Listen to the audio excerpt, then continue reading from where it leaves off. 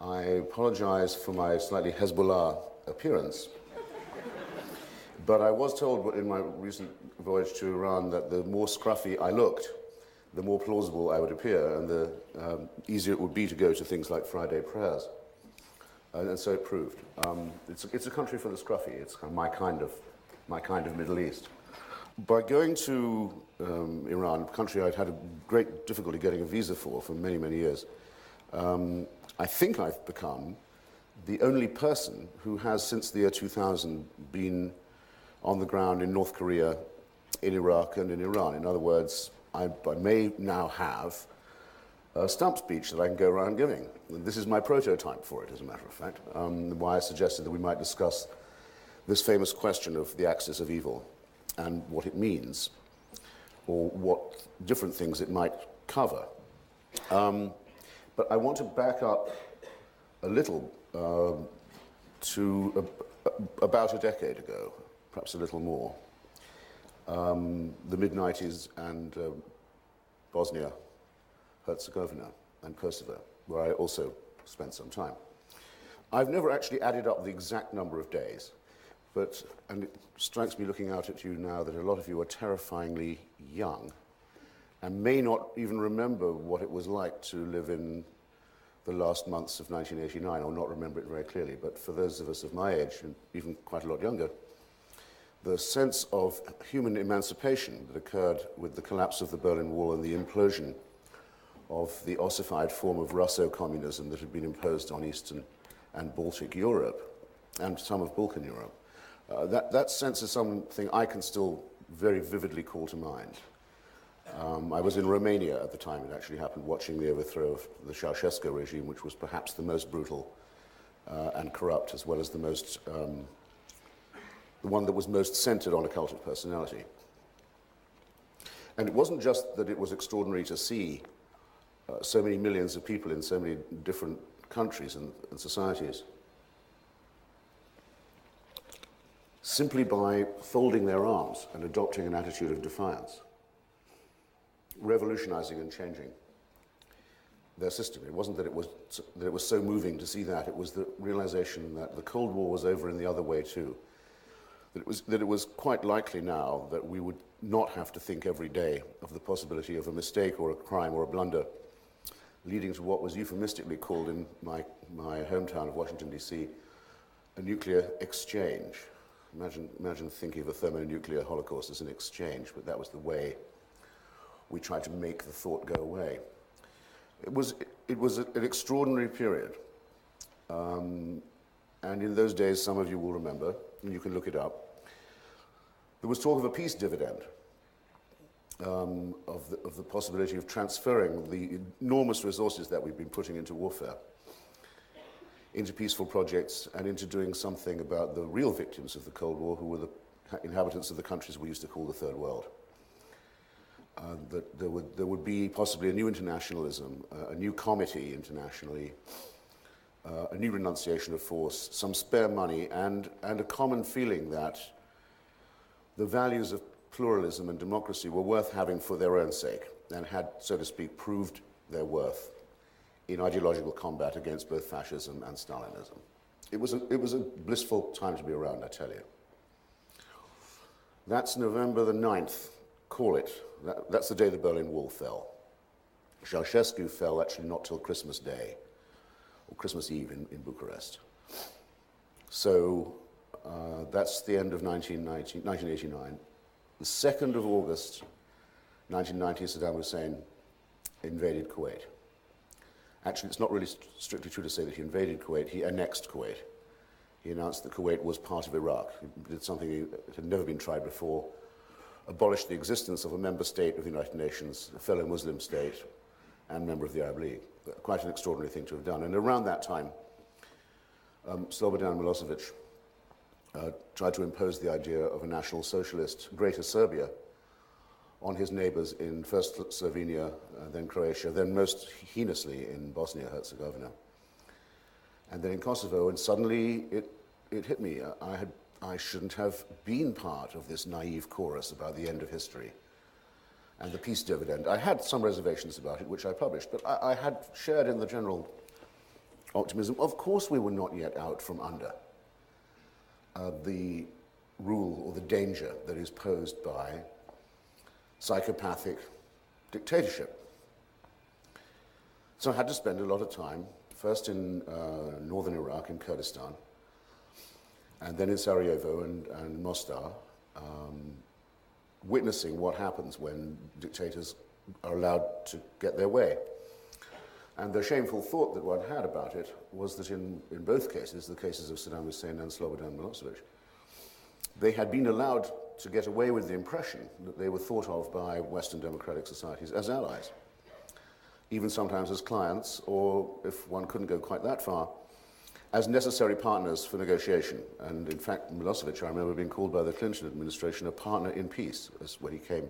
He deigned to come to sign the Dayton Accords with them. Don't let me forget his name, Mr. Clinton's negotiator, Richard Holbrooke, thank you.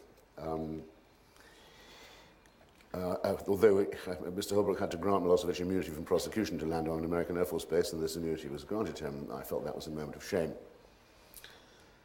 And I began to evolve the following view of it. Coexistence with psychopathic dictatorships is in fact not possible. And that is a good thing, probably, because nor is it desirable. 2 or 3 years after Milosevic had been called a partner in peace at Dayton, one of his other conditions, as well as not being arrested, was that the name Kosovo not be mentioned in any of the conversations, that the subject not be brought up. That was acceded to as well by an administration so eager to declare a peaceful victory. He had to be, in effect, evicted from power in his own country, just as those who he had evicted from their homes in Bosnia-Herzegovina and Kosovo had to be forcibly taken home and his ethnic cleansing undone. Or in all the years that were spent in trying to contain or even to coerce or to civilize or domesticate this man had been wasted. They had in fact all been exploited by him to advance his program of his mad idea of a greater Serbia. And the same had been true every time people had ever tried to make nice with Saddam Hussein. It seemed that his appetite for power only grew with the eating. And then in a country that most people hadn't been thinking about, in Rwanda, a racist party decided that it could bring about a final solution to the problem of its racism, namely the extermination of the members of the other tribe and of the members of its own tribe who were against genocide. And they knew by this stage, they knew that they could do this without the danger or even the threat or the risk of foreign intervention or any resistance to their planned program of extermination. And they were right. And meanwhile, in North Korea, the war that never stopped, North Korea is still officially at war with the United States. We are only in an armistice period, a period of armistice that was, I say we, you'll pardon me. The United States is only in a state of armistice and armed truce with North Korea. Ever since the armistice of 1951, it seemed that yet another state of the one party and the one man and the one ideology wanted to become grander still by the acquisition of weapons of mass destruction. I don't need to tell you how the last few years have been completely consumed by this question and how to address and approach it. And I'll give you, if I may, give you 3 brief capsules, first from Iraq, and then from North Korea, and then from Iran. I think the way I would want to put it about the atmosphere in Saddam Hussein's Iraq, the way that would be, is most memorable to me, I will hope will be memorable to you too. If you go to El Salvador, say, or South Africa, or Poland, or former Yugoslavia, you can meet people who were heroic members of the opposition in the bad old days, and they can tell you terrible stories about what happened to them and to their families. But what I noticed about Iraq was not just that every Iraqi and Iraqi Kurd that I knew could tell a terrible story about what had happened to himself or herself or their families, but everybody I knew who'd been a member or supporter of the government could tell the same story of how their families had disappeared, or how they themselves had been arrested for no reason and brutally tortured. I knew, for example, quite well a man called Mazin Zahawi. He was Saddam Hussein's personal interpreter in English. He spoke English faultlessly. He was half Kurdish, and he was 100% gay, which is a risky position already to have in Saddam's Iraq. And he privately produced a tape of the play of The Importance of Being Earnest with himself in the part of Lady Bracknell.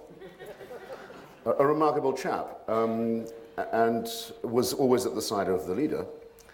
But unfortunately, he had to be at the side of the leader when, after the invasion of Kuwait, foreign leaders flew into Baghdad to reproach Mr. Saddam Hussein, to upbraid him, to urge him to get out of Kuwait while there was still time, to obey the resolutions and to avoid a war. Many of them spoke to him rather brusquely.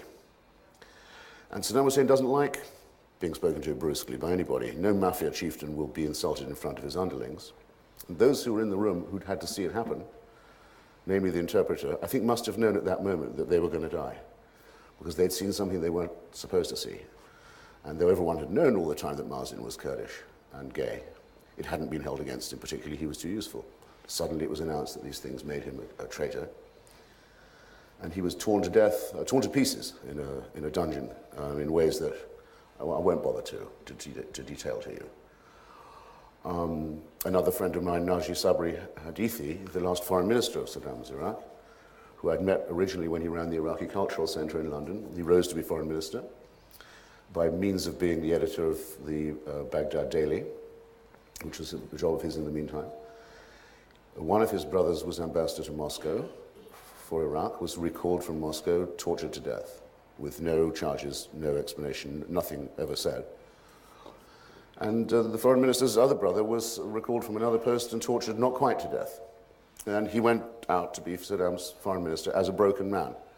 He went out to represent the man who had mutilated his family. Psychopathic, sadistic dictators like to do this to people. They like to show who's boss. People often use the word systematic when they talk about repression or abuse of human rights. They say these things are systematically abused. Of course, that's a correct way of understanding it, but it misses a certain point. It must be unsystematic also. It must be capricious. It must be unpredictable. Nobody must know that they're safe. Nobody can think, now, I now have passed all the tests that make me a loyal member of the Ba'ath Party. I'm going to be all right. They will never be allowed to get to that moment. The fear, the Republic of Fear, as my friend Kenan Makir described it in his brilliant profile of Baathism, must always be maintained. For example, when Saddam, there's even a video of this, you can get it if you want. When he purged the party, he had the room full of the Central Committee, probably about as full as this one is. And then someone is brought in to make a confession, an obviously broken person who sobs a confession into a microphone, standing there haggardly, and starts reading out a list of the names of the traitors who are in the plot. And they're in the audience, and they're pointed to, and the guards come and take them away one by one. And nobody in the room knows if they're on the list yet themselves. The people begin to weep and scream and cry and make hysterical declarations of love and adulation for Saddam Hussein, even as they're vomiting and excreting with fear. And then it's over, and the ones who are in the plot have been dragged out of the room. And then the video comes to an end. And there's a second half, which I haven't seen. It's harder to get. But the people who survive then have to go out into the courtyard and shoot their former colleagues who were found to be part of the conspiracy. That's a detail that, as Kenan Makir says, neither Stalin nor Hitler ever thought of doing that. That's a special twist, a detail, an exquisite addition, if you like, for showing who's in power and for making an accomplice of everyone who serves you, for dirtying them up, as the mobsters would say. I don't tell you this because I'm interested in the pornography of a dictatorship, though I am. I tell you that because I could find people all over Washington, D.C. who would nonetheless say to me, well, Saddam may be a bad guy. By the way, anyone who starts a sentence saying that, you know immediately, knows and cares nothing about Iran. But Saddam may be a bad guy, they would say. I hope none of you have ever said it, and I hope if you hear people saying it from now on, you'll challenge it. He may be a bad guy, the argument went on, but he's a realist. He understands containment. He understands self-preservation. He understands self-interest. Not so at all.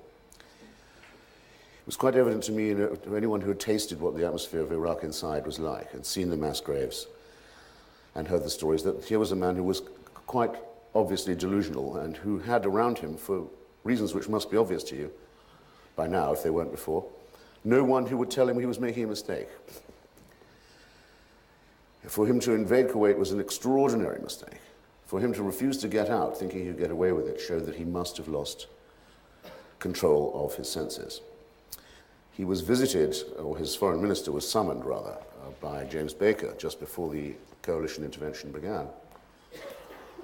Tariq Aziz was handed a note in Vienna, I believe it was, or perhaps Zurich. He was told, since you're not going to leave Kuwait, we're going to throw you out. You've run out your clock. But that's not all. If you do any of three things, we will consider ourselves freed from all military restraint, and everybody knows what that means when the United States says it. We will deny ourselves no course of action. Any one of these three things.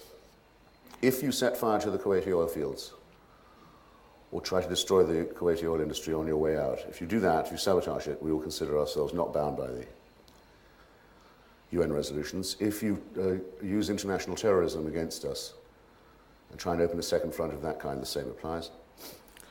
And if you use chemical, biological weapons on our forces. Now, we don't know, I at any rate don't claim to know, what the Gulf War syndrome that affects so many soldiers actually is. But it is consistent with at least the possibility that some local commanders of Saddam Hussein's were allowed to, enabled to, permitted to use nerve weapons in the field. It's not to be excluded. I won't say it can be asserted. It's worth bearing in mind. It is beyond doubt that on his way out of Kuwait, when he had nothing to lose and nothing to gain, quite pointlessly, viciously, Saddam Hussein ordered not just the ignition of the oil fields, but the smashing of the heads of the oil wells so that the oil would run straight into the Gulf, which it did. It was thought at one point it would take 10 years to clean it up. And it destroyed almost all the marine and bird life of the area, as well as causing an appalling conflagration that raged for several months before. This will depress some of you. It was put out by Halliburton, by Kellogg, Brown and Root, rather more quickly than that. Sorry to break the news, but there it is. The following year, when George Bush made a visit to Kuwait, George Bush Sr. made a visit to Kuwait to celebrate, as it were, the anniversary of the liberation, an Iraqi death squad was caught red-handed trying to kill him. Imagine if they'd succeeded. So that you had a dictator who was actually insanely and obscenely rash, and whose movements could not be predicted, and whose sense of self-preservation was extremely fragile, and whose hold on reality had largely gone. It's for this reason, and for his continued interest in weapons of mass destruction and the sponsorship of terrorism, that it seems to me that it was long overdue to remove him from power, and that the year to have done that would have been 1991, and it's a shame and a disgrace to the civilized world, in my opinion, that it allowed continued coexistence, continued survival to this regime, and wasted a dozen years of the lives of the Iraqi people, which were consumed by the locust. But I dare say people will want to ask me about that. When I went to Pyongyang in North Korea and started traveling as far as I could outside the capital city, though no journalist has ever been allowed to go off on their own in North Korea, and I don't think ever will be. And in any case, it's a law in Korea that no Korean is allowed to speak to a foreign visitor. So it's hardly necessary to prevent journalists from trying to talk to them, because you can see in the face of any North Korean, if you can get that near them, that they'll back away frightened. They know they're not supposed to. One therefore can't give you quite as many anecdotes about what the texture of everyday life is. However, I am one of those authors who does their best to wage a war on cliché. I went to Prague once under the days of the old Stalinist regime, and I thought, whatever happens to me on this visit, I am not going to mention Franz Kafka. I'm going to be the first writer to report from communist Prague who doesn't have Kafka in the piece. That I know going in. Went to a meeting of Václav Havel's opposition group in a private home.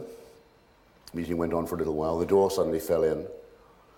There was a mob of secret policemen with dogs and searchlights and a video camera to catch us all on film. smash you up against the wall. You're coming with us. Where are we going? And what's the charge? We're not telling you what the charge is. I thought, shit, now I've got to mention Kafka. They make you do it. It's compulsory.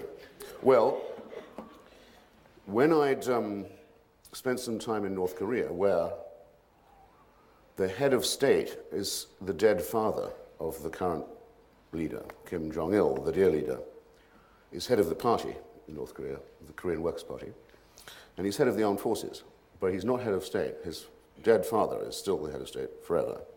Makes it, I think, the world's first necrocracy, or mausolocracy, or thanatocracy. But absent that completely insane detail, here's what it's like. There's a picture of him on every wall. There has to be a picture of him in every house.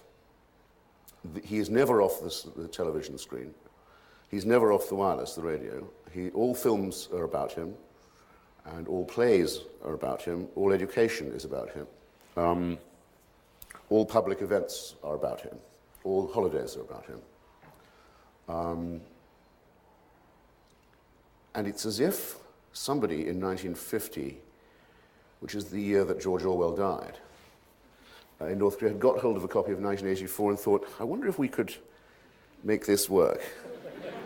Anyway, let's have a go, because we've got these people locked up in this small country with Stalin and Mao on our northern borders, which aren't very long, with an uncrossable military frontier, the demilitarized zone in the south of the ocean on both sides, completely hermetic, already for a long time cut off from the rest of the world.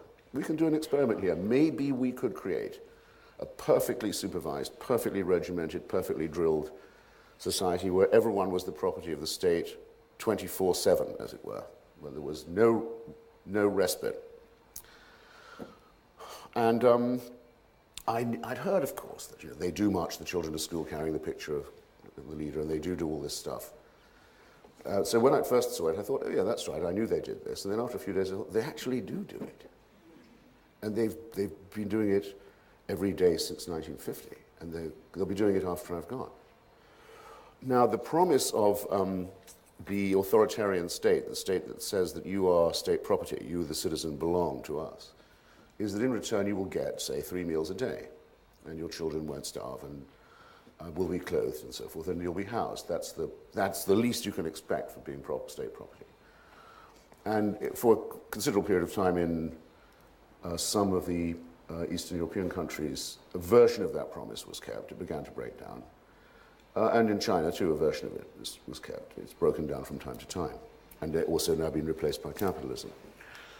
In North Korea, you're state property, but you're starving. It's a famine state. We don't know how many North Koreans died in the famine of the 90s, and it's impossible to find out. But it's several million, and the average height of people in North Korea has shrunk by several inches. And of the younger generation, I mean, obviously the people didn't get any shorter who'd already fully grown, excuse me, but though if the regime could make that happen, it would certainly give it a try. But the babies born in that period, the young of Korea, are much, much, much shorter than their South Korean counterparts, older than parents. And even though the regime makes every effort to show you only the good bits of the country, it can't stop you seeing from the bus as you go across country old people picking up individual grains of rice from the fields and people trying to eat grass. It's not possible to conceal a thing of this kind. So that the promise, as it were, has broken down. I finally had to eat a dog. I was so hungry myself, and I was a privileged visitor and protected guest in a privileged city of Pyongyang. But I finally had to have a pooch for supper. They wouldn't tell me what kind. I somehow wanted to know. It's a big dog, they said, as if that made it better somehow. Don't ask for a doggy bag if you're in North Korea. And I actually got thinner myself. I must go there more often, if you like. But in other words, it's the perfect combination of evil, if you will. The concept of freedom is unknown. It's not just negated. It's not known. It doesn't exist. The concept of rights do not exist. But nor is there the most elementary provision for education, health, nutrition, and so forth. That's the best way I can put it. They managed to maximize the worst forms of all kinds of oppression, condense, refine, distill, and then again refine them to make it the most miserable place in the history, perhaps, of the world, and certainly on the face of the planet. At present, and as always with such countries, there's only one thing that does work, and that's the military and the police. And we know that the power projection made by the regime, the way it believes that it can sustain itself and survive these rigors and these pressures, is to use nuclear weapons either as blackmail or as, what would be the word? Extortion. In other words, to ask for the food it can't grow to be delivered to its doorstep in exchange for empty promises about the possible future denuclearization. Here's how crazy it is, by the way. The USAID, when it gives out bags of grain or whatever else it might happen to be, they insist on stenciling on the sacks stars and stripes and says a gift from the people of the United States. It'll say it also in the local language, so that the stuff can't be abused and so that people know that this is from America. It's a small enough thing, but North Koreans don't mind handing it out like that at all. Before it goes onto the black market, where it's usually bought up by the army and the party people, if it isn't, who have first crack at it anyway. But they don't mind people in the starving outlying cities seeing this, because they say, you see, our leader is so much loved by the rest of the world that he's, and so much feared and so much respected, that tribute is paid to him. And it comes even from the United States of America. And the people have no means of knowing that this isn't true. What I want to know is whether they can guess that or not. I'd give a lot to know what goes on in their minds. North Koreans are starting to defect now, very dangerous business, across the border from China. They didn't used to do that before. We'll see, but it is not possible. I cannot deceive you. I cannot give you a direct account of what is happening in the North Korean mind. But we will, I think, soon find out. At any rate, I would say that there was a very strong correlation, therefore, between the internal nightmare of the ideology of the regime and the need on its part to impose itself on the outside world as well. These two things are not coincidental, they're indissolubly connected.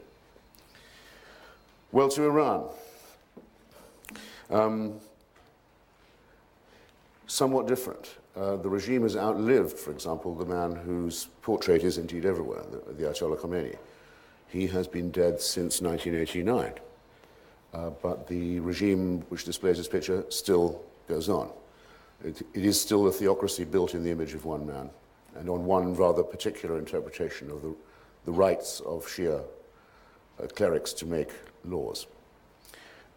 It is actually a declining regime for that reason, because the generation of mullahs who imposed this revolution and the generation of revolutionary guards who actually imposed it by force is dying and moribund, and it's very clear. I went several times to the weekly Friday prayers that are still held at the university, the annual rally, the weekly rally of the regime. And all the speakers were very elderly and often quite quavering. The snowy bearded, if you like, rather than just white bearded and turbaned. There was a time, obviously, when it was very terrifying to live in Iran. I can tell that because of a friend of mine who runs a bookstore. He's a big, tough guy, heavy set, brilliant intellectual, Kurdish, strong fellow. But every time anyone with a beard came into the store, there was a flinch in his eyes. He would act nervously, and sometimes hide a book under the desk. Or he wasn't all that terrified when I saw him, but he was a man you could tell had lived under a reign of terror. When you've met someone who's been through that, you'll always be able to recognize the symptoms. It must have been very bad. I know this is true also from female friends of mine who were terrified that if they let one strand of hair show under their hijab, they would have acid thrown in their face or perhaps be blinded by a blow from a truncheon, either from a policeman or from an over-enthusiastic civilian. And you can see the fear in people's eyes that goes on from that too, but this isn't really happening anymore. What is happening in Iran is very interesting. Within the carapace of a theocratic state, an almost completely secular society is being created. This is for a ghoulish reason. The Iranian mullahs lost so many young people in the suicide waves that they sent against Saddam Hussein, that the sending of gangs of schoolchildren and teenagers to clear minefields on the Iraqi border There's not enough room in large parts of Iran to bury the number of people that they killed. It's large parts of the country, just one big cemetery.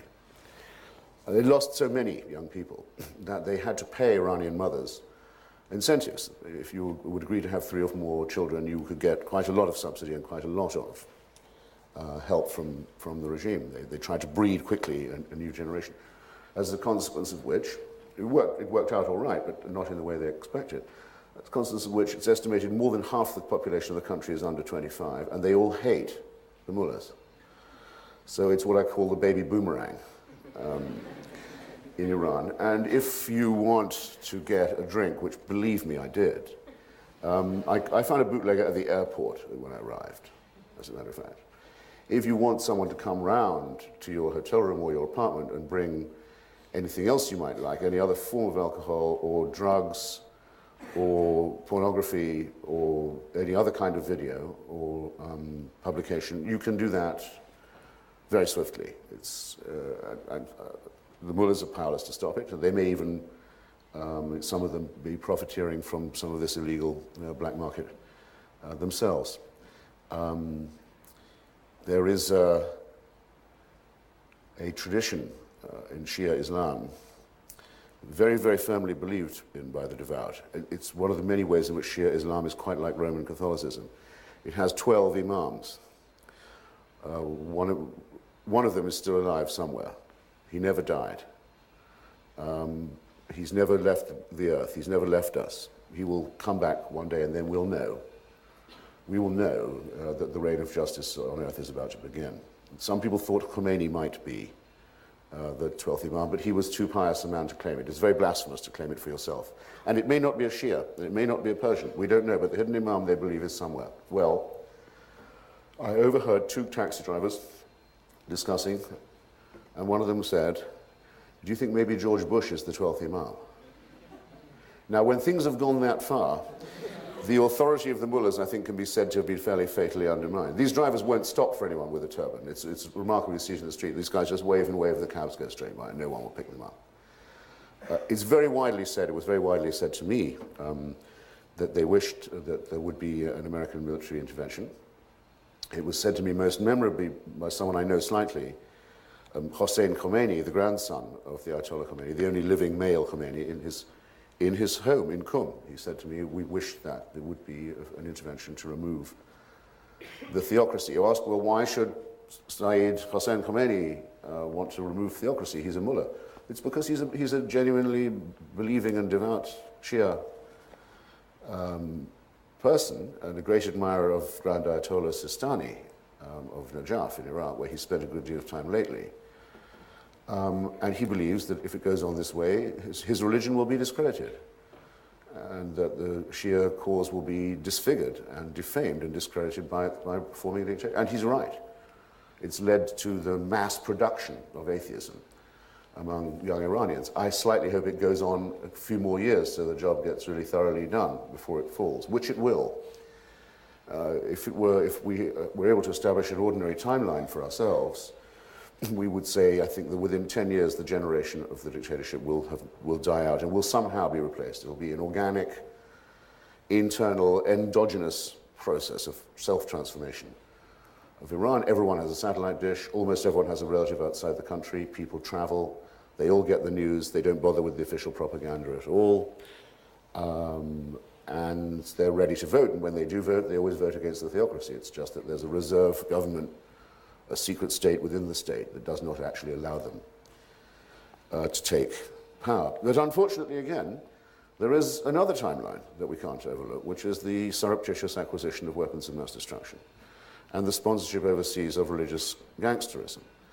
And it's not possible, I think, to allow ourselves with any insouciance to say, well, let's have another 10 years of that as well, while it gradually wears itself out of existence. So once again, we're confronted with people who are gifted, talented, useful, civilized, people who have been denied all their rights, but who know it, and by a government that tries to stay in power by making threatening gestures towards its neighbors and towards the international community.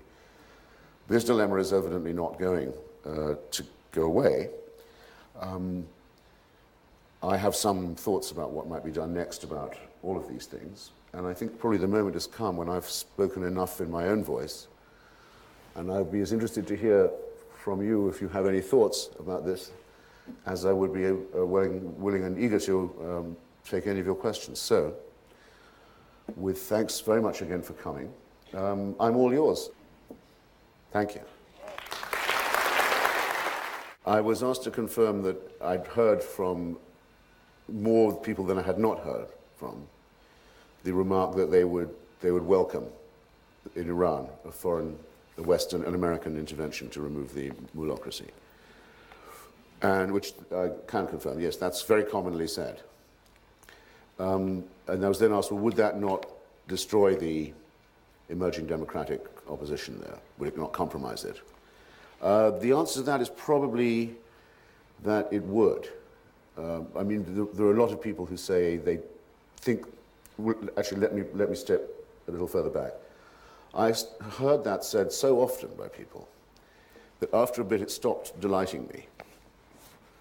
In other words, in a way, it's a confession of weakness on their part. It's a confession of impotence. It's a sort of resignation. We can't do anything ourselves. There's also something slightly servile about it, and a mentality of that kind, of course, could turn on a dime. Right away, if there was an invasion, people would, if they got what they wanted, they'd suddenly say, down with the occupation, to show that they could be brave after all, as has happened with quite a number of Iraqis. Now that they can show their courage, they do. It's partly because of the shame they feel at the cowardice and conformism before. And one doesn't want to upset this febrile balance too much. And one does hope to encourage an internal movement. But every time an internal movement has been tried, it's been very brutally put down. So that, given the odds, given the very heavily armed goons with which the regime maintains itself, one is condemning people to a much longer period of servitude, and one is also exposing the international community to a much greater risk of a promiscuous state with weapons of mass destruction. Therefore, I think everyone has to reason it and realize that we're accepting a responsibility either way, and that doing nothing is also a policy. If the EU's talks with Iran don't go well, do you see Israel intervening unilaterally like they did in Iraq, in Syria? And if so, what effect do you think that'll have on the growing movement against the mullahs in Iran? Well, it couldn't be unilateral, for one thing, because they'd have to cross Iraqi airspace, and no one would think that that had happened without Iraqi or American permission. So no one could say, oh, that was the Israelis, we don't know anything about it. In any case, people who think like that in the Middle East regard Israel as an American surrogate in any case. So there is no such thing as Israeli unilateralism in this matter. The best evidence that I have, but I'm open to be challenged about this, is that the Israelis, among others, have concluded that the bombing of the Iraqi reactor in 82, I think, 81. I've just forgotten the name of the reactor. Doesn't matter. Oshirak, as I call it, because he built it for Saddam Hussein, knowing what he wanted it for. There's another unilateralist at the UN for you, by the way. Only retarded and may in some ways have advanced the Iraqi nuclear program, because it just drove it further underground. I've heard many Israelis say that. I've heard some other experts in the field of disarmament say that, good shot though it was, it didn't really denuclearize Iraq. And the Iranians, in any case, as we all know now, have configured themselves so that it will be much harder to have the core of their program taken out in any one place or in any one day. So that's why I insist on the linkage of internal democracy and emancipation with these questions. There are only two serious countries that have ever got this near to getting a bomb, or got one, and given it up, Brazil and South Africa. In both cases as the result of a democratic revolution that replaced the dictatorship that embarked on the program. And so what one has to hope for, I think, is that we will get into a position where we will be negotiating on disarmament with democratic Iranians, not theocratic ones. So now, where Iran is a poor country, and a lot of people are very poor in the outlying parts of it, but it is enormously more developed infrastructurally than Iraq. It's really quite, the roads are excellent, the internal airline flights are very good. The traffic jams in Tehran often go on for 4 days, but that's a sign that most people have a car. Everyone has satellite dishes and so forth. Everyone's accustomed more or less to living in an open society. Almost everyone has a relative in a democratic country. There have already been elections, it's just the mulocracy won't let the winners take office. So all of that work has, so to speak, been done in advance, and as far as I could tell, there's no sectarian or confessional problem in Iran. 92% Shia. There are, even the existing theocracy has reserved seats for Jews and for Christians, who are quite small but significant minorities, mainly Armenian, the Christians, in the Majlis, in the parliament. They're recognized and their rights are, so to speak, at least acknowledged, if not actually observed. There's certainly no dislike for Jews or Christians. It's very dangerous to be a member of the Baha'i faith, because that's post-Islamic, not pre. But other than that, there's nothing of this sort. The Kurds are a very small minority. They're not separatist. There hasn't been any fighting there for some time. What have I left out? Not everyone speaks the same language. Everyone speaks Farsi. Not everyone is Persian. It may be as many as 30% are Azeri, not Persian. That's not an issue. Nobody would pull a knife over it. So all you need to do, if I lower my voice here, okay, I have no right to say any of this. All you need to do is what a woman in a chador said to me in Isfahan. The only one woman I met actually in a chador who hated the regime so much that she said, do you think the Americans could come and only stay for about a week and then get out? And I thought, well, what a brilliant idea. I'll pass it on. You know? Several of the Iranian government have wanted men in Europe and elsewhere. We know the names of the people who sent out these death squads to Berlin and elsewhere. Go arrest them. You're gone, you're nicked. The rest of you are up against the wall. We're going to blow up that tunnel that you thought we wouldn't find out about in the mountain near Isfahan, and a couple of other places we don't like the look of, because we've found out you can only really inspect a country by really paying it a proper visit. And then we return the country to its people and go home. Think about it. Think about it, because that's what they're thinking about. I don't know that the United States is thinking about this, but a lot of Iranians are thinking about it. There wouldn't need to be this stewardship, guardianship, wardship that we have to have for the Iraqi people after what they've been through. Around the time of the first Gulf War, you wrote an essay where you described U.S. policy in the Middle East as mutually assured destabilization. Do you see the invasion of Iraq as like the ultimate repudiation of that policy, a reversal where now the U.S. is looking to create stabilization? Well, it would be nice in a way to be able to say that, and it would be symmetrical, but not quite. I think what I was referring to was the way that the United States sort of managed to be on both sides of the Iran-Iraq war, and was different factions of the administration were dealing with it covertly as well and arming both sides, and you had the feeling that as well as that element of profiteering, there was also a Kissingerian mindset. In fact, Henry Kissinger did more or less say, hey, this is a great war, I wish they could both lose. That was his comment on this war that killed perhaps 2 million people. And, it seemed two enemies gird each other. Which is, of course, why everyone, more or less everyone in Iran believes that Saddam Hussein was instigated by the United States to attack, which is actually a half-truth, a bit more than a half-truth. So yes, this policy is partly we have to undertake it because of the failures of the previous one, because that was such a disastrous policy. And second, we ought to put right some of what we did, but I can't exactly say that it's a stabilizing policy, because in one way it was to say that the status quo in the Middle East should be overturned. That's why I feel that some of my friends in Washington are unjustly referred to as neoconservatives. In other words, the conservative, they're not at all. These are people who said, no, we don't like the status quo, we don't like the way things are, we're willing to take the risk of destabilizing it, because we're sure that any alternative would be better. That's not really a conservative position. The conservative position was taken by George Bush Sr., by Lawrence Eagleburger and Brent Scowcroft and some other senior statesmen, grouped usually around Henry Kissinger, the realpolitik view of the world that says, no, we We like to treat the region as if it was something that we could rule through proxy dictators and not have to worry too much about the opinions of the unwashed. What do you see happening in Iraq over the next 5 years? Well, it was interesting when I asked Iranians what they thought about the Iraqi elections and the process there. For the most part, they pretended a sort of indifference. This comes largely from the feeling that don't talk to us as if we were Arabs. Very strong feeling there. They resent very much being thought of as Arabs.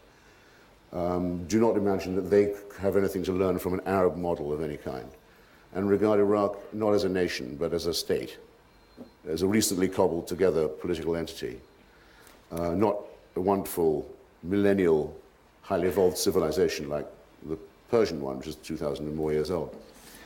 I mention that because, of course, the main problem with Iraq is precisely that. It isn't really a country.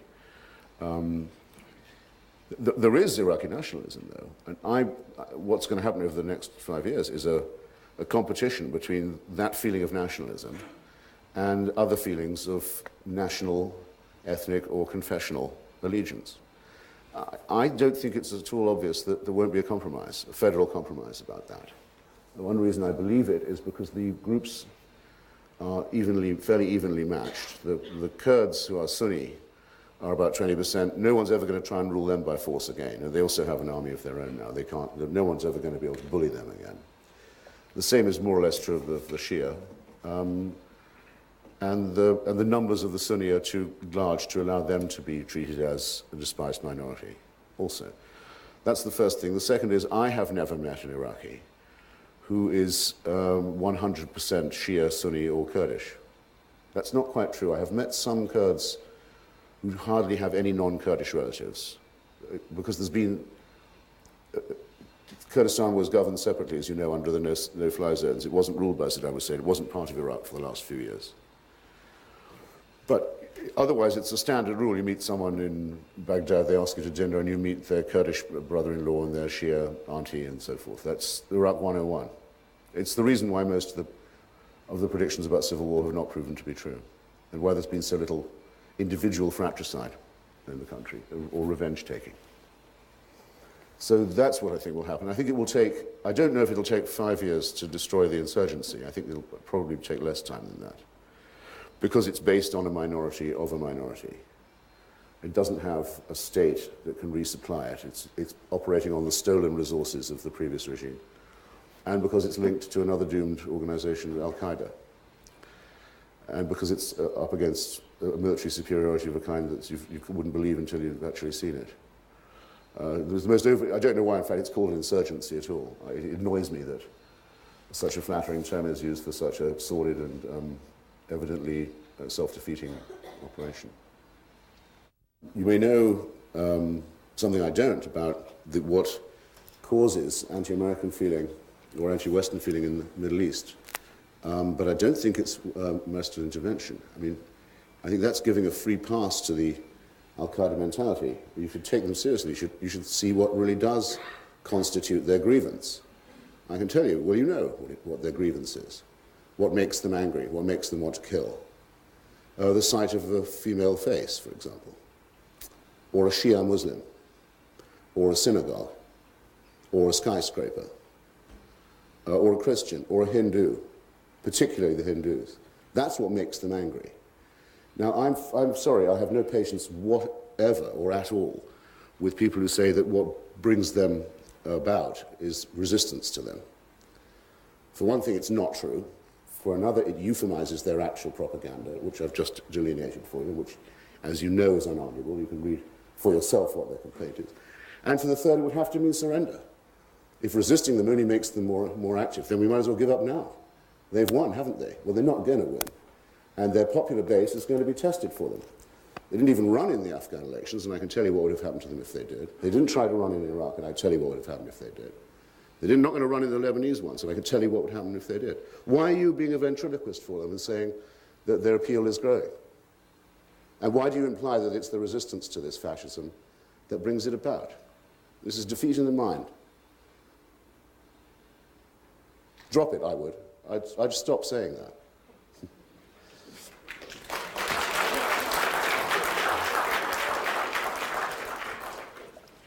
I didn't hear your entire lecture, so I don't know if you discussed Syria at any point. No, but I'd be happy to. Okay. They're kind of a question mark to me because I have the impression they're basically a secular government, and I wouldn't see them as a nation to be part of a movement to be espousing a sort of an Islamic type movement around the world, but they're always being accused of harboring insurgents. They're accused of harboring Iraqi insurgents and helping them train and so forth. Yeah. And also this issue with Lebanon, I don't remember hearing anything about this, and all of a sudden, now they have to leave Lebanon immediately. I kind of don't understand what's up with that. Right. Well, just for a start, a word on this Ba'athist secular question, which comes up a lot. There are two things you have to bear in mind if you're going to say that this is a secular policy. The first is that it's explicitly based, and you can look at, you can look up as I have, the original writings of the founders and inspirers of the Ba'ath Party. They modeled themselves basically on European fascism. I don't think European fascism was a Christian movement exactly, though it did have the support of the Vatican. I think it's a bit much to call it secular somehow. But it's only in that sense, at any rate, that one can call it secular. It proposes instead the worship of the state, of the party, and of the leader. And it's not against religion in the least. In Iraq, the Saddam Hussein regime, in its closing 15 years, mutated completely into an Islamist regime. It changed all of its rhetoric to jihadism. It began to spend a fortune on building mosques, including the largest mosque in the world, the Saddam Hussein Mosque, profanely named, centerpiece, a Quran, miniature Quran written in his own blood. I don't know if it was his own blood. It's blood, all right, though. The pictures and statues of him started to take the form of showing him in clerical robes. The verse of Allahu, not the verse of the Quran, the slogan Allahu Akbar was put on the Iraqi flag where it had never been before. And they were sponsoring all over the world Islamist, not secular movements, notably supporting the Islamic Jihad forces in Palestine against the secular PLO, and Saddam Hussein paying personally for every suicide bomber who was known as a martyr in the Ba'athist press, just as the nuclear scientists of Iraq were called in the Ba'athist press our nuclear mujahideen, which is a wonderful expression, I think you'll have to agree. And it was based on the tribal minority of the Sunni. Now, obviously, someone who doesn't want majority rule when the majority is Shia Muslim has every reason to pretend to be a secularist and not say, oh, no, I'm not a sectarian. It's not that I want to protect my own Sunni Muslim tribe. But don't be fooled by this, and don't be fooled by it in Syria either. The Syrian government is a completely religious regime. It's based on the Alawite minority, which is a very small minority in Syria. It's a religious clan. It rules. That's not secular. If you want me to say what Alawism is, I can tell you only really that it is a variant of Shia Islam, a rather individualized form of it. But this minority rule in Syria is breaking up and hasn't long to last. But while it does last, there's no question that it sponsors what you say it does not sponsor, namely clerical terrorism around the world. Its main ally is Iran. Its main trading partner and armorer is Iran. It's just made a formal military agreement with Iran, and with Iran it co-sponsors Hezbollah, which happens to be conveniently a pro-Syrian party, and it's currently the current crisis in Lebanon, where you say, where's all this come from? Why are they suddenly being told to get out of Lebanon? Well, because the people of Lebanon have had enough of it, because there was an election coming, there is one coming in May, because a force was being put together out of diverse groups, the Druze, led by the Socialist Party leader, Wali Jumla, many of the Sunni, the Christian, probably majority of Lebanon, and others. And Mr. Rafiq Hariri was going to join this coalition, and if he'd done so, it would have been very hard for it not to win. So, like everyone else who's ever criticized Syrian rule in Lebanon, he's been murdered. I don't say the Syrians did it. I say that that's what always happens to people who criticize Syrian rule. Those are the facts. That's what happened to the previous head of the Socialist Party, Kemal Jumla. That's, I think, why you'll find that suddenly, all of a sudden, in a way that seems to have upset you, I'm sorry, they're being told their time in Lebanon is up and they should go, as they should.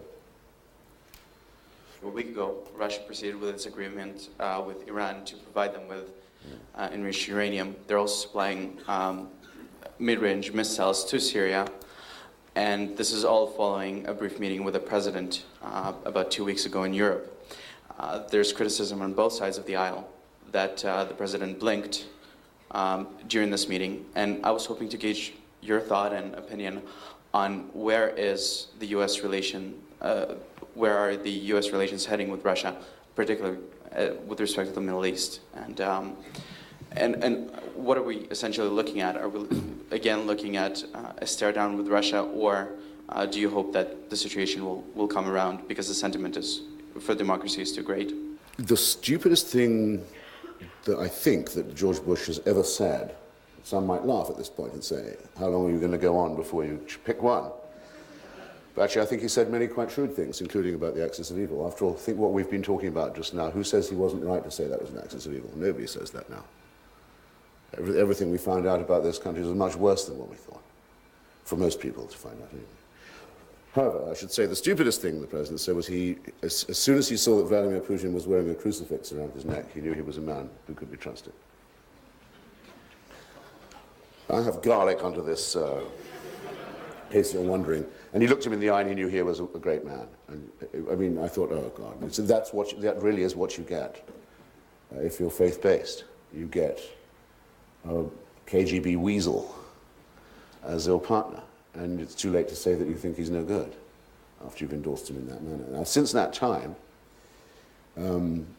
Putin intervened outrageously in the attempt of the people of Ukraine to make a self-determined government of their own. I do not believe, I say it flatly, I do not believe anyone in the Ukrainian KGB would have dared to try to poison the opposition leader if they thought the Russians didn't know or might disapprove.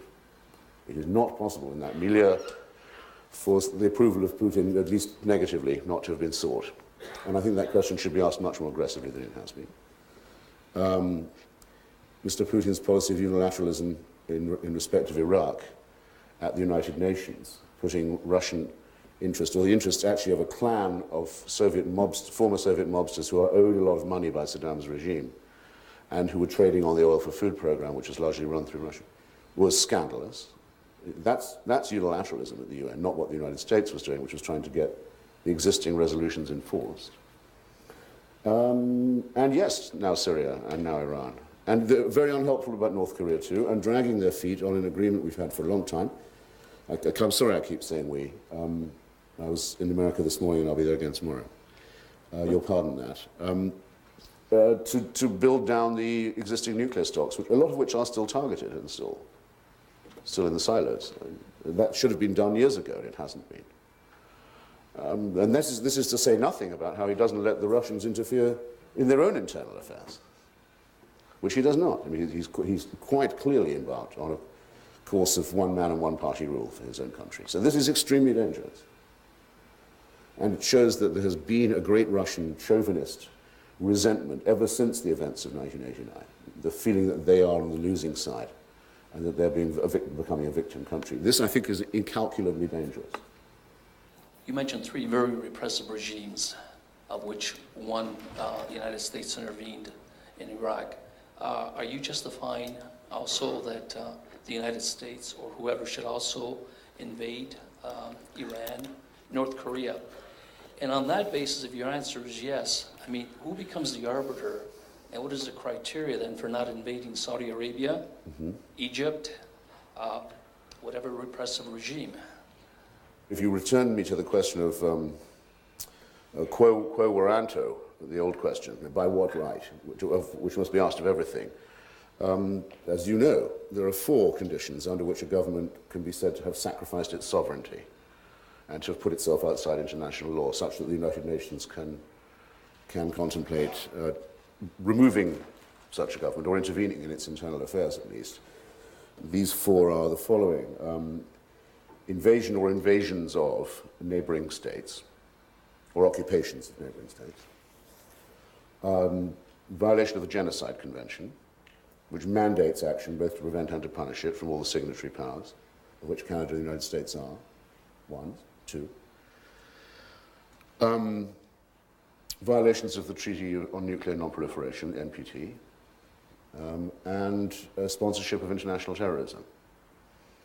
Any of those four qualify you to ask for any member of the Security Council to ask the United Nations to consider taking action.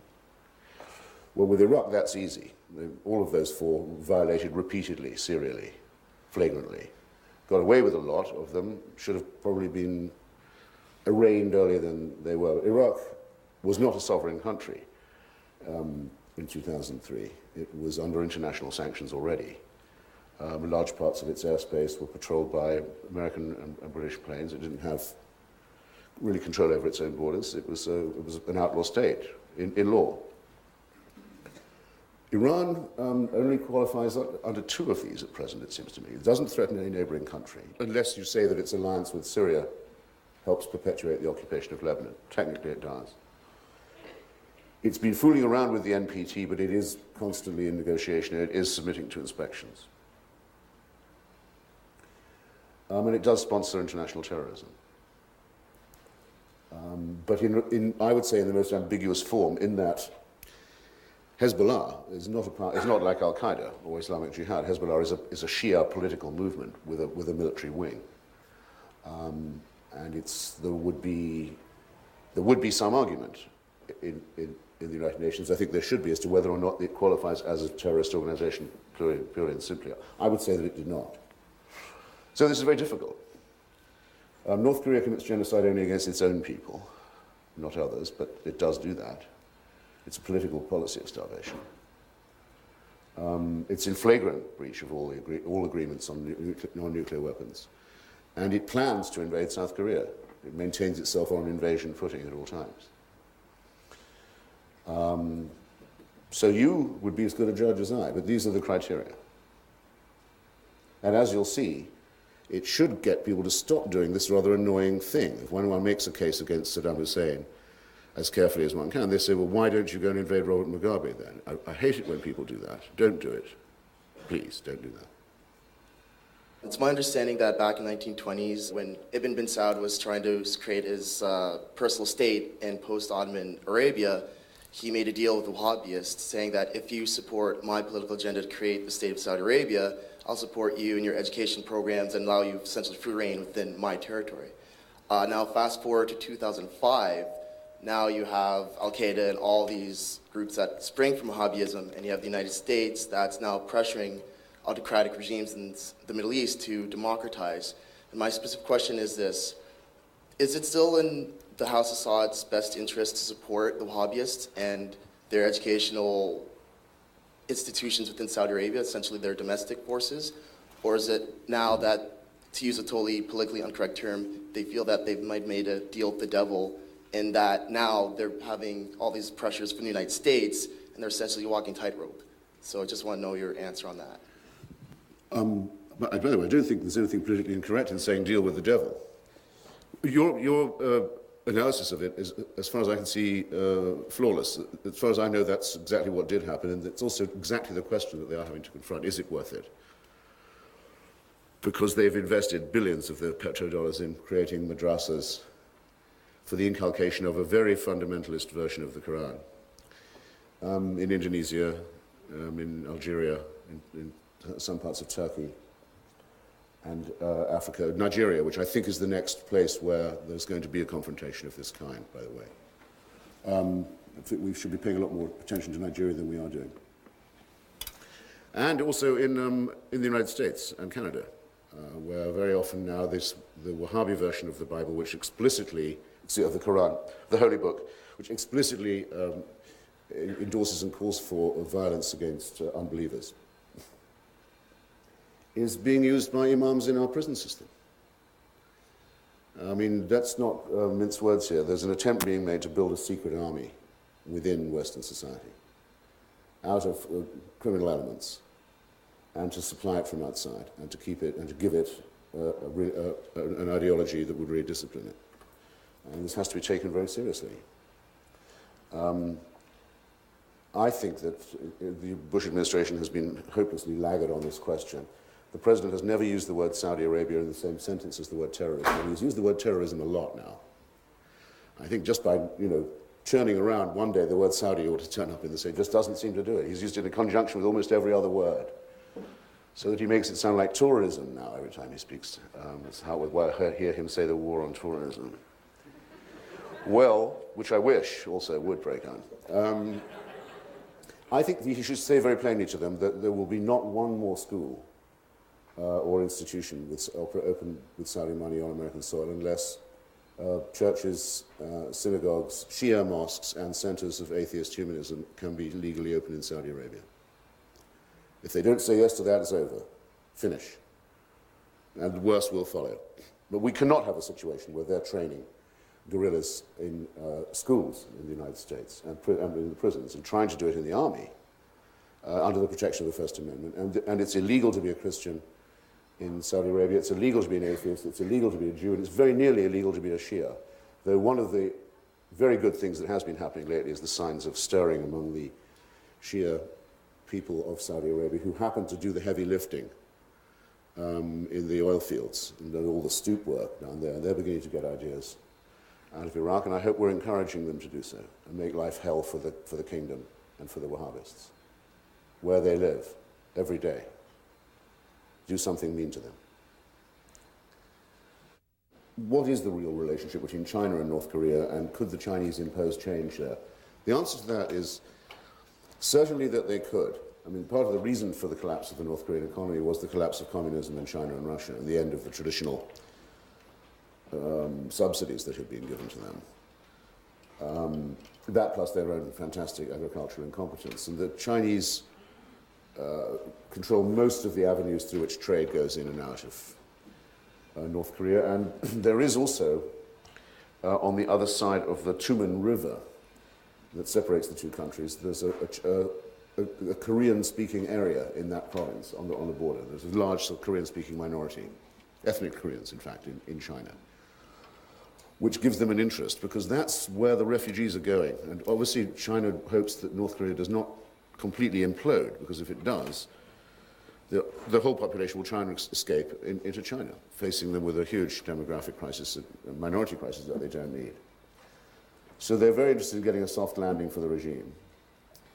And this may explain why they seem reluctant to do anything very public. But they have a real interest on the disarmament question, which is this. If North Korea carries on with this promiscuous policy, it will almost certainly force the Japanese to declare themselves a nuclear power. The Japanese, we know, have the resources to, and they possess the knowledge to put together a nuclear weapon in a day. They just don't do it because their constitution forbids them to do it, and because there's a very large public opinion that is, for obvious reasons, very anti-nuclear.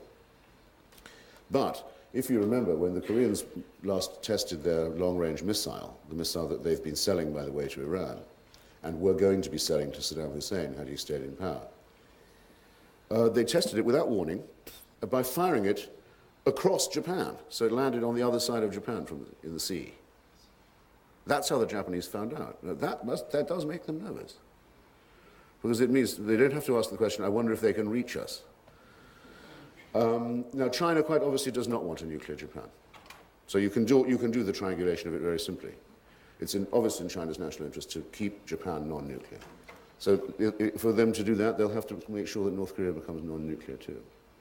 So it would be nice, I think, if the Chinese acknowledged that this was the fact. And we're not asking them to do us a favor. We're asking them to do themselves a favor, as well as, of course, the people of North Korea. My question, we were talking about negotiations and your sticks and your carrots, and you were saying you need the other boot to kick them if they don't follow through. Well, look back to the 94, the agreed framework with North Korea, and they broke it 5 minutes later. When we found out in the fall of 2002 that they weren't agreeing with it, what should have been the reaction? Come to the table again, and we'll negotiate from this point, or something else, the stick? Well, there's a hideous difficulty here, which you probably understand some of, at least, which is the same as the one I dwelt on with Saddam Hussein. We don't think that the mullahs are, I probably should have said a word about this. I don't think that the mullahs are mad in Iran. I think they're quite cool, quite calculating, very cynical, very corrupt guys. They profit enormously from the present status quo. They'll do their best to hang on to it, but they're not deranged, they're not delusional. That's my, their religion is partly, it does make them believe and do some very stupid things that often are against their self-interest. But that's what religion does. You know. It's not as toxic as wahhabism. With North Korea, though, there's every reason to think that there is an element of insanity, not just in the leadership, but in the very system itself. It's set up to drive people mad. And thus, it's very difficult to calibrate a reward and punishment system with them. And I've been on both sides of the demilitarized zone of Korea now. It's a huge concentration of violence. And the problem is that the capital city of Seoul, the capital city of South Korea, is about an hour's, maybe 2 hours drive. It's very near the border. And it's a huge city now. And it's also the capital of a flourishing democracy now, after a long struggle. And it could be saturated with conventional fire from North Korea. And every time there's been war games, and I've been to some of these war games at the DMZ, you start with losing Seoul, without the nuclear question coming into. Now, if those North Koreans do that, of course, that's the end of their regime. Not just their regime, it's the end of the state. I mean, North Korea isn't a country. I mean, that would be the end for them if they did do this, but we would have lost our brothers and sisters in Seoul. Now, if the United States was the country that some people think it is, it would say, well, who cares? We don't live there, and Korea would never be a problem again. But we can't do that. We can't take that chance. Otherwise, you could send a squadron of planes over North Korea and you could denuclearize it in an afternoon. That isn't a problem. And you could, in the best time to do that, some people argue, would be right now, before the reactors fully come on stream. But we can't bet that they wouldn't destroy themselves in an attempt to destroy us in the process. And it's morally not possible to take that chance. And if you refuse to pay any more tribute to them, on the extortion side, leaving the blackmail part for the moment, moving to the extortion side of it, you say, right, we're not going to give you any more food. You know who's going to go hungry, and it's not going to be Kim Jong-il. And again, it's morally very difficult to say, well, we hate you so much, we'll starve your population. Especially where we now have the full record of how abysmally the United Nations are exploited and fleeced the people of Iraq. That was blood for oil, by the way, if you want a slogan. Too kind, too kind. Thank you.